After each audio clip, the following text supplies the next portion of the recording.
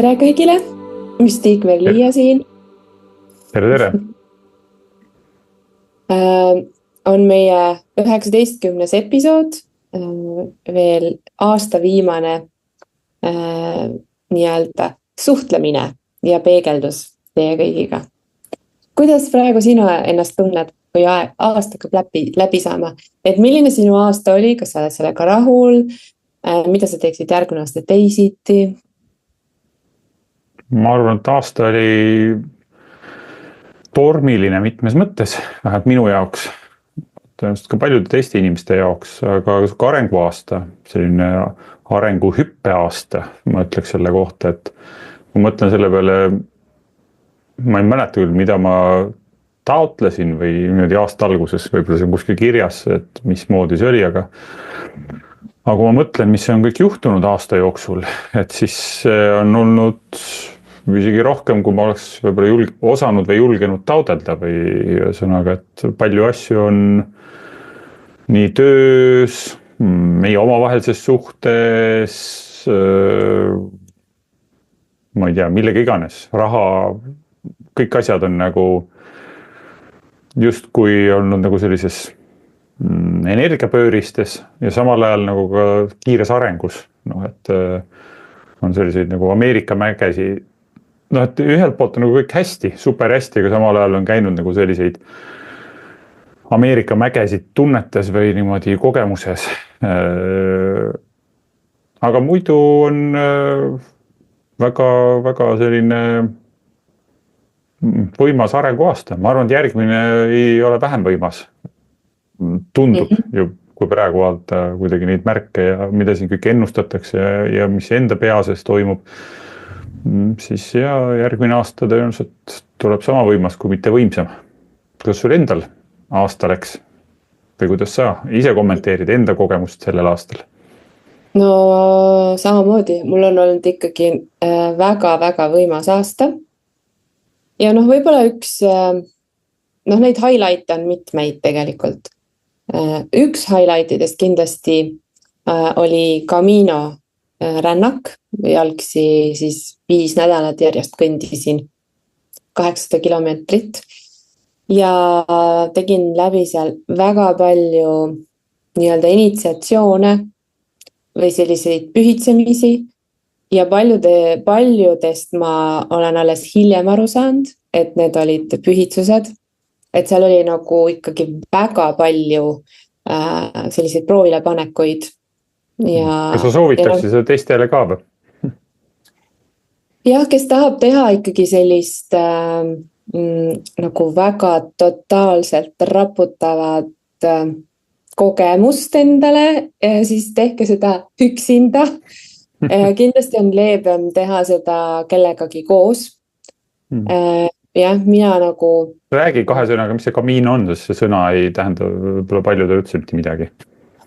No see ongi põhimõtteliselt palverännak ja see on sellise kindla trajektoori peal, neid palverännaku teesid on mitmeid. Mina võtsin selle kõige populaarsema, mis on siis Prantsuse tee Camino Frances, mis algab siis Prantsusmaa ühest väiksest külakesest Püreneedes, mägedes ja sa lähed seal mööda neid mägesid ja mööda siis sellist Põhja-Hispaaniat kuni siis nagu selle Santiago de Compostela linnani välja, kus on siis see suur katedraal, mis on ehitatudki palverännaku inimeste nagu kokkusaamiseks lõpp-punktiks.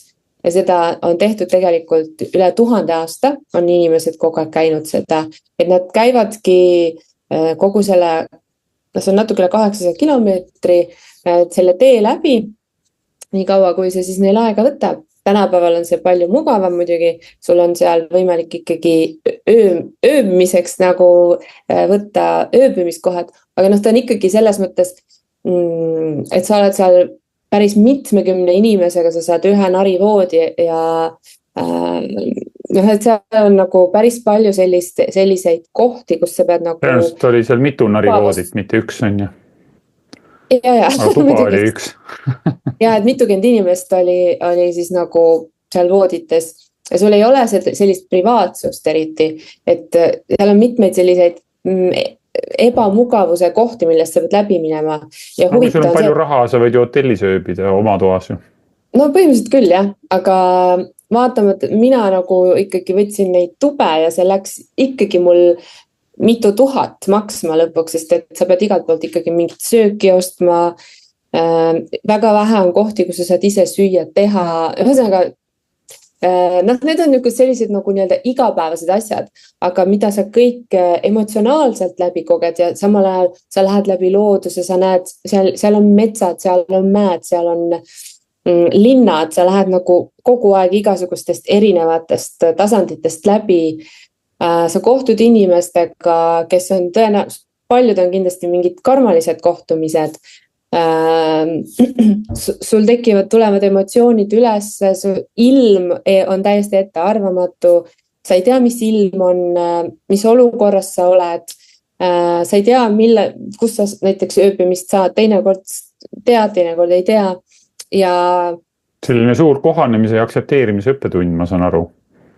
Ja jõudmine sellesse kohta, et mida ma ise tahan ja mida ma enda elult tahan ja sa näed seal, kui imeline elu juba on. Noh, kui imeline elu on mul tegelikult kogu aeg olnud, eks ju siin, kus ma olen kogu aeg elanud. Aga mingid asjad on sellised, et võiks ju kohe öelda, et mu elu on imeline. Aga mingid asjad kas on vaja Hispaanias olla, ma ei tea, 40 päeva? Just, et kas on vaja, eks ju, võiks ju kohe. Aga kui sa lähed nagu nendest, sa tegelikult lähed ikkagi nagu alateaduse mustritest ka läbi, need tulevad sul ülesse, need tulevad sulle nähtavale, siis sa pead nendega tegelema, sul on füüsilised raskused, sul on mentaalsed raskused, sul on emotsionaalsed raskused ja sa pead kogu aeg nagu kohanema erinevate olukordadega, erinevate kohtadega. Ma jäin ka haigeks, mis oli veel nagu tipp, et mul üldiselt väga ei ole kõhuteemasid, aga mul nagu läks täiesti põhi alt ära. Ja ma pidin edasi liikuma palavikuga, ma ei saanud lihtsalt, et okei, ma nüüd jään siia. Igasugused jalavalud, seal on kõik lonkavad praktiliselt, kõik inimesed, kes on mingi aja pärast kõik lonkavad, sest see on nii suur koormus kehale, millega isegi kui sa oled ette juba harjutanud ja treeninud, Eestis ei saa sa nagu näiteks neid mäest üles, mäest alla asju väga palju harjutada. Ja need ikkagi on täiesti uus koormus kehale. No seal on palju asju, need on nagu jah, need on detailid, mida ma praegult räägin, aga kui ma nagu võtan kokku kogu selle, kui keegi läheb sinna sellele rännakule, jalgsi rännakule, siis miski tõmme on, sa ei lähe niisama sinna, mitte keegi ei lähe sinna niisama. Seal on mingi kutse või mingi tõmme, mingi hing tahab saada midagi kogeda seal. Minu initsiatsioon oli ka veel see, et ma nii-öelda liikusin mööda leiliine, mis on siis sellised energeetilised jooned maa sees ja see läheb mööda ühte leiliini, siis see Camino rada. Ja ma nagu, ühesõnaga ma tegin seal selliseid energeetilisi töösid või ülesandeid. Nii et, ja need olid minu ka üks initsiatsiooni osa. Aga mida ma nagu, kui ma tagasi nüüd olen, eks ju, pool aastat hiljem, et mida ma sealt siis kõige rohkem õppisin, ikkagi seda, kuidas nagu ise endale kindlaks jääda ja kuidas ennast armastada. Aga ma võin öelda, et jah, et on veel kohti, kui ma päris aus olen, kus ma veel ikkagi ei armasta ennast. Ja me võime ju öelda, et ma olen enesekindel, mul läheb elu hästi, aga me ei pane üldse tähelegi, kuidas teinekord on mingid sellised nurgad veel, kus me tunneme mingit ebakindlust või nagu, et me ei ole joondatud mõned sellised kohad. Et mul on neid kohti ikka, aga väga-väga suures plaanis, et mul oli väga tugev muster, see people pleaser muster, ma olen sellest mitmeid kordi rääkinud ka. Ja sellisel moel, nagu ta mul enne oli, ta enam päris ei ole, nagu nii palju konkse enam ei ole. Vähemalt ma ise tunnen nii. Ja ma tunnen ennast palju nagu kergemalt, et ma ei pea kogu aeg igat oma sellist olemist igal pool nagu õigustama, tõestama.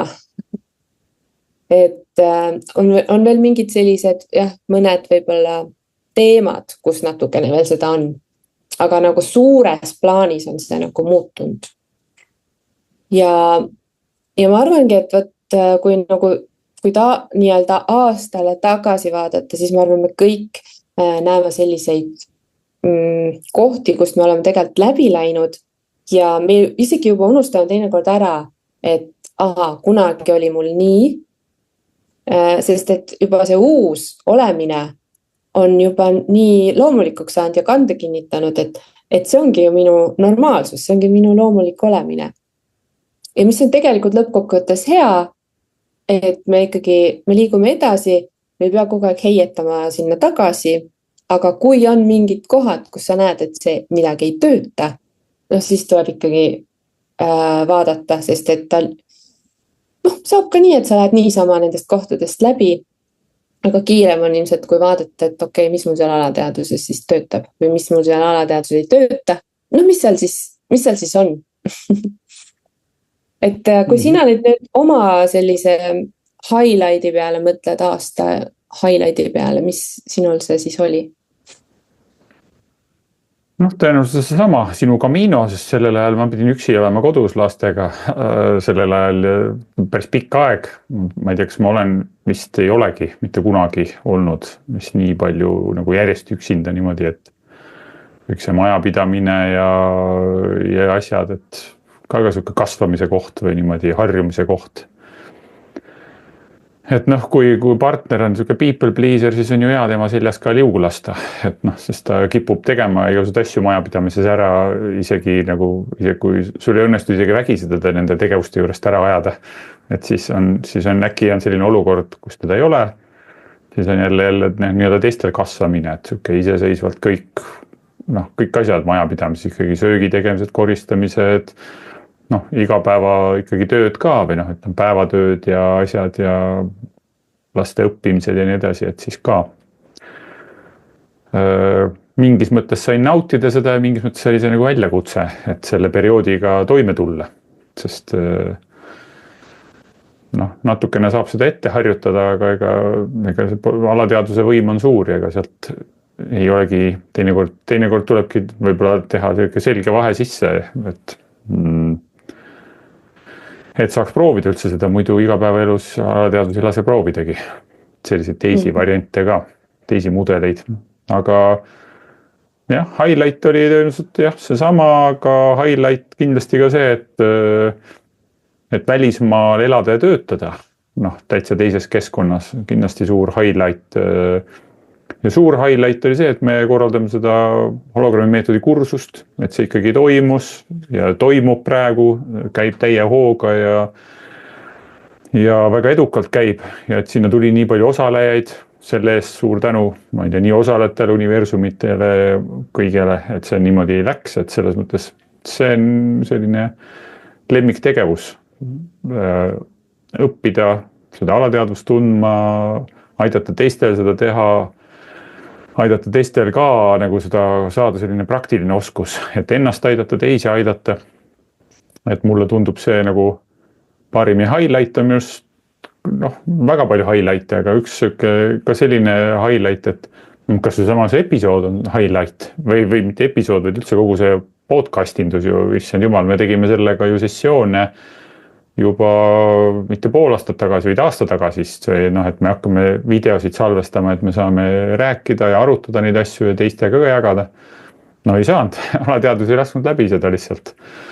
Aga näed, ikkagi sessioonide tegemist oli kasu, käis ühel hetkel plõks ära ja hakkasime tegema otsast peale, kindlasti me areneme ja arendame seda formaati ja nüüd ütleme, esimene vasikas on nii-öelda tehtud.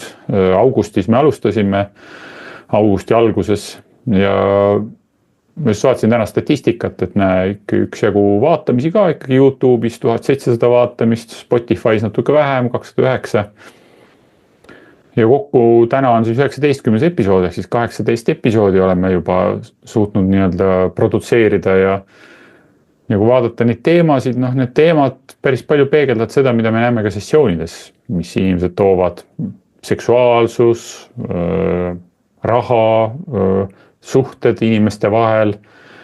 Et need on need, mis nagu käivitavad palju selliseid ellujäämismudeleid, nagu elus olemisega, elus hakkamise saamise mudeleid ja siis need on ka need, mis siis kõige võib-olla millel on hästi suur potentsiaal ära kaaperdada meie teadlik, lõdvestunud armastav olek ja panna meid, ma ei tea, ärevusse või hirmu või kuidagi reaktiivseks need teemad, et me näeme kõik see söömine ja keha ja seks ja suhted ja raha ja kõik need, mis on justkui sellised nagu eluks vajalikud, baasilised või ilma milleta meil on raske hakkama saada justkui. Ja. Mis siis on olnud nagu kõige vaadatavamad teemad, ütleme siis niimoodi? No tundubki, et seksuaalsus on suur asi, et see on tõenäoliselt midagi, mida justkui inimeste teadvused tahavad kuidagi selgeks saada. Et mis see siis on ja kuidas see siis on. Et siis kuigi on ju, kui vaadata ajaloost on ja siis on käinud seal igasuguseid ka nagu seksuaalsuse teemadel suured lained, ma ei tea, 70-ndatel suur nagu siuke vabanemine ja 60-ndatel ja siis jälle kuidagi mingi rahunemine, aga siis ikkagi see ei ole nagu siuke teadlik ja lõdvestunud teema, ta on ikkagi päris suur ikkagi tabuteema, piinlik teema, selline hästi isiklik teema, haavatav teema, et kõik, mis on seksuaalsuse ümber ja selliseid, jah. Et sellest on nagu väga raske rääkida. Sellest on raske, kui inimesed saavad kokku, kus sa jagad seda, et saad perega jõuluõhtul kokku. Teate, mul on siuke imelik asi, et kui ma rahuldan ennast, siis mul on siuke, ma ei tunne ennast hästi. Sest jõululauas oleks see päris korralik pomm on ja.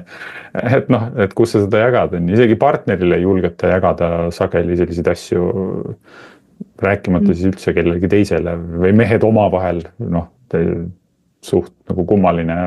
Pole kohanud, et väga palju mehed arutaks selliseid asju. Et ma ei tea. Porno ja seksuaalsus ja kõik, ühesõnaga kõik, mis selle ümber on, igasugused häbid ja piirangud ja asjad. Vaata võib-olla veel räägitakse nagu selliseid, lihtsalt jagatakse kogemusi, et naised oma vahel küll jagavad, mis kogemused neil olnud, aga väga raske on jagada neid, mis ei tööta seal või mis ei nagu, millega ei ole rahul või suguelunditega mingid asjad, anomaaliad, võib-olla mingid sellised ja või ütleme jah, seksiga seotud mingisugused takistused, füsioloogilised, vaimsed, füüsilised, mis iganes, et ega neid ei ole kuskil eriti jagada ja ma näen ka seda sessioonides, ma ei tea, kuidas sinu praktika on, aga enda sessioonides, et enne kui me jõuame nende teemade juurde või inimene nagu on nõus nagu vaatama neid teemasid. Sageli läheb mingi 4-5 sessiooni enne, kui siis tuleb see, et ma tahaks nüüd selle seksuaalsusega seotud teemaga või suguelunditega, või ühesõnaga ma tunnen, et seal mul on mingi ärevus või mingi asi või mingi takistus.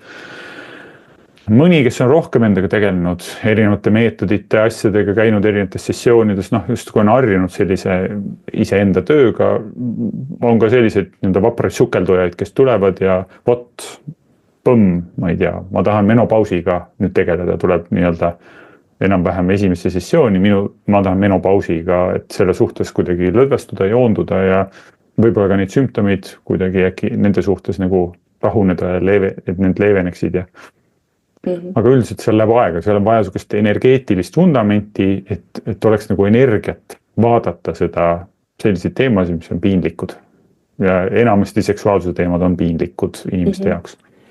Mul on selles mõttes sama kogemus, et kui on nagu selline usaldus nagu saavutatud, et jah, mingi 5 sessiooni tehtud, siis julgetakse võtta neid päris teemasid, neid piinlikke, aga mis tegelikult elu mingil moel segavad või nagu kus on tohutu potentsiaal, kui see nagu korda saab, nagu kus on tohutu kergenemine või mingi väe vabanemine või ühesõnaga, et sealt nagu sest see ju ketrab sul süsteemis, võtab nagu hullult energiat, hullult nagu mõtteprotsessi, mis ajab öösel une ära, see teeb 100 vigurit nagu sinu süsteemiga, kui ta seal kogu aeg on. Et siis kui ta õnnestub kuidagi selgineda või rahuneda või midagi teha sellega, siis see võib olla väga suur ressurss inimese jaoks igapäevaelus. Ja kui veel ressursist rääkida, siis väga tihti inimesed alguses tulevad sessiooni rahateemaga, sest et see on selline asi, mis nagu reaalselt annab tunda igapäevaelus. Sessiooni tulemiseks isegi on raha ju ka vaja, selles mõttes.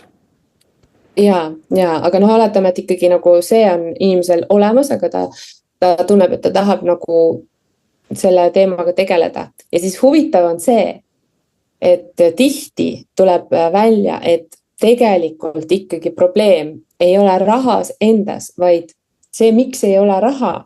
Need on tavaliselt nii baasilised asjad, et näiteks, et mul on õigus olla siin, ma olen vastu võetud siia, näiteks siia maatriksisse. Ja teine asi on, et sotsiaalsed suhted, et ütleme nii, et summa summarum ikkagi kõige baasilisem teemad on suhted. Ja ma ei mõtle siin nagu ainult partnerlussuhteid, vaid üleüldse inimsuhted. Ja tihti on niimoodi, et ka miks näiteks raha, ma ei saa minna rahaga uuele levelile, on alateadlik hirm, et ma võin kaotada oma senised sotsiaalsed suhted sellisel tasandil, nagu nad praegu on. Ja alateadus teab, et see võibki juhtuda, et ma muutun nii palju, et mul on raske nagu eelnevate, nagu nende lähedaste suhetega siis nagu suhestuda. Sagedus muutub.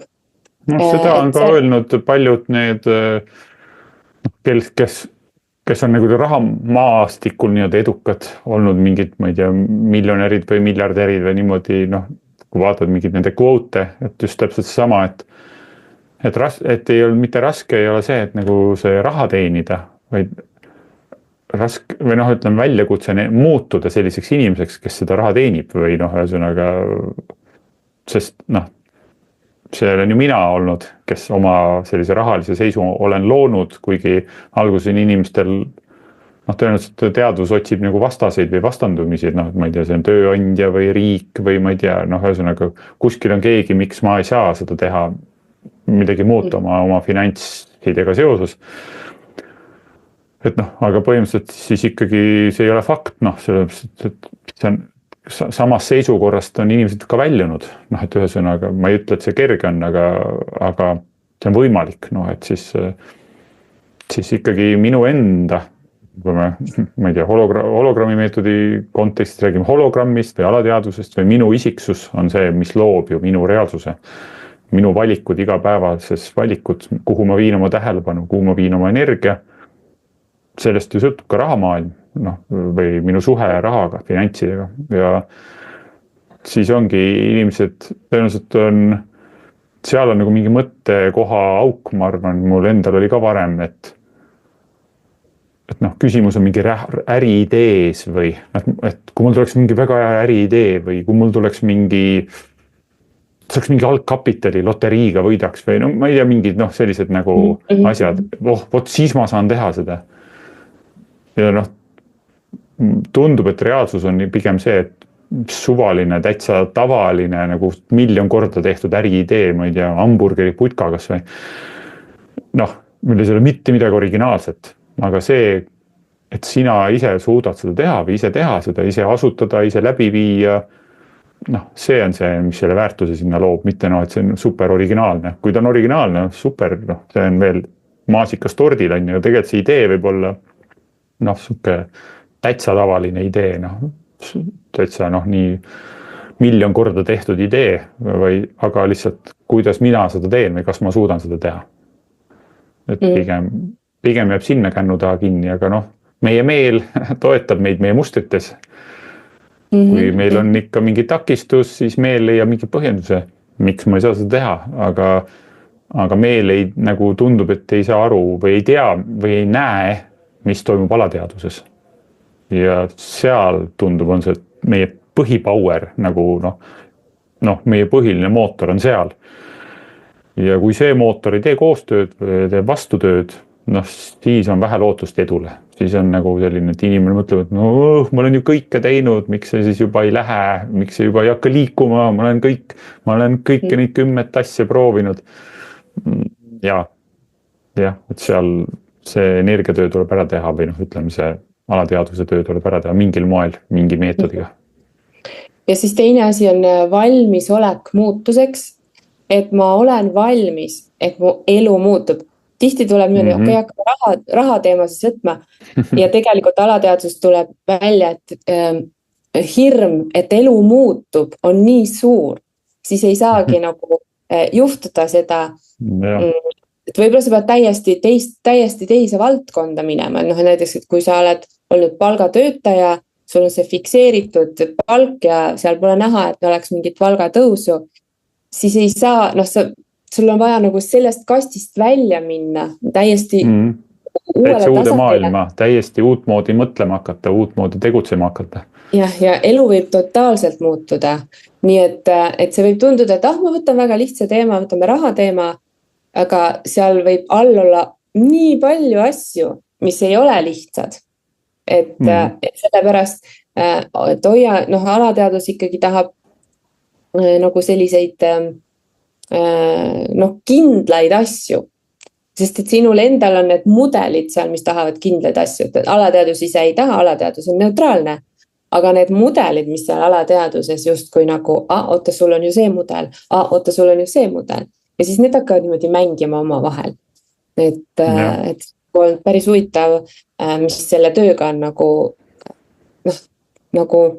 mida ma olen hakanud nägema, ütlen siis nii. Ma näen ka, et paljudes teemades inimestena me oleme zombid, põhimõtteliselt oleme täitsa zombid, et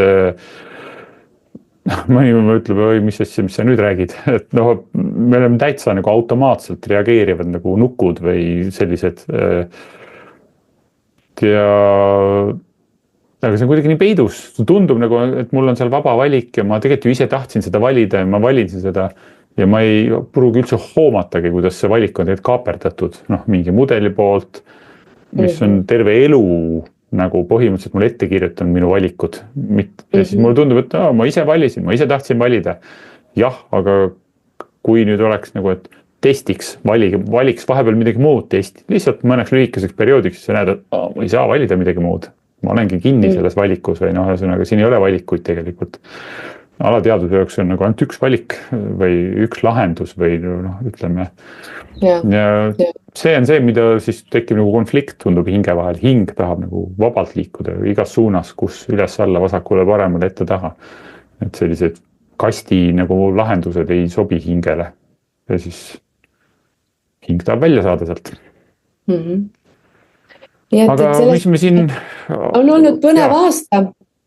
Et on nagu olnud nii palju õppetunde, on olnud highlight'e, on olnud palju õnnestumisi, on olnud palju läbiminemisi. Ja tagasilööke on olnud, ja ütleme selles mõttes, aga kogu aeg on jälle edasi läinud. Uude kohta, see on nagu see mingi need börsigraafikud, et ta käib nagu üles alla, aga samal ajal, kui vaatad suures plaanis, kogu aeg nagu on edasi minek või mingi suke kasvamine või areng. Ja 2025 on tunda juba praegu, et ma ei ole mingi ennustaja või siis nõid Nastja või midagi, aga on tunda juba, et midagi siit koorub täiesti uued tasandid jälle välja. Mis need on, kes seda teab, on ju. aga noh, siis häälestame ennast sellele, et see ei ole hirmus, vaid see on põnev.